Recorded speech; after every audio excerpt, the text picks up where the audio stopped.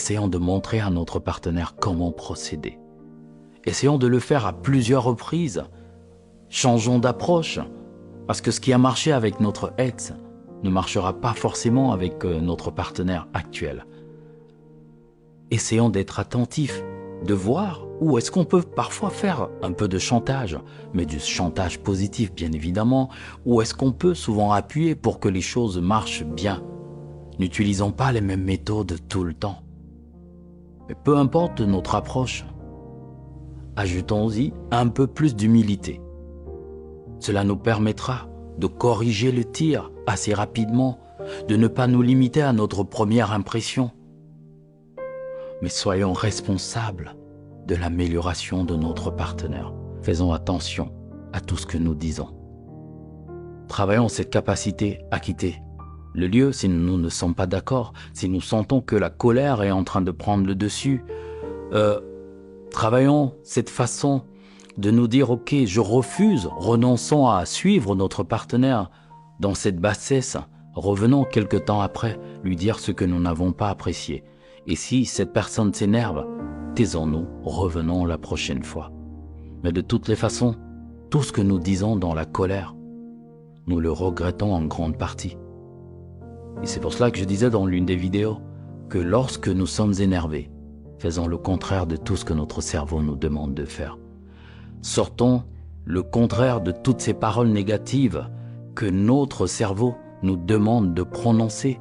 Et si votre partenaire a l'impression de vous berner, si votre partenaire se plaît bien à se croire plus malin ou plus intelligent ou intelligente que vous, ce n'est pas grave.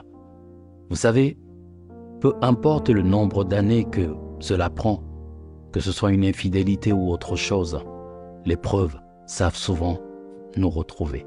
Elles savent venir à nous. Parfois, on ne sait pas pourquoi on se retrouve à un certain endroit, pourquoi on ressent un besoin de faire ci ou ça, et généralement, ce sont les preuves qui nous appellent.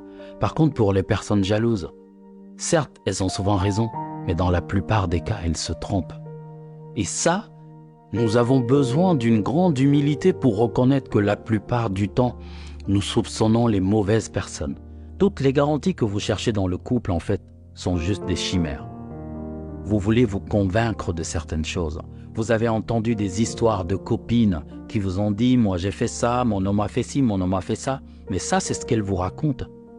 Que savez-vous vraiment de la réalité qu'elles vivent? Pourquoi vous demandez quelque chose qui n'a même pas marché pour elles? J'ai une amie qui voulait à tout prix se marier. Et elle s'est mariée. Aujourd'hui, elle n'a plus son alliance. Mais c'est quelqu'un qui fait des efforts pour que ça marche parce qu'elle a compris. Vous avez des gens qui se marient à 60 ans, 70 ans, et quand on leur demande « Pourquoi est-ce que vous vous êtes mariés si tard ?» Et la réponse souvent, je me rappelle d'une dame, c'était magique. Elle me dit « Mon homme n'était pas encore prêt. »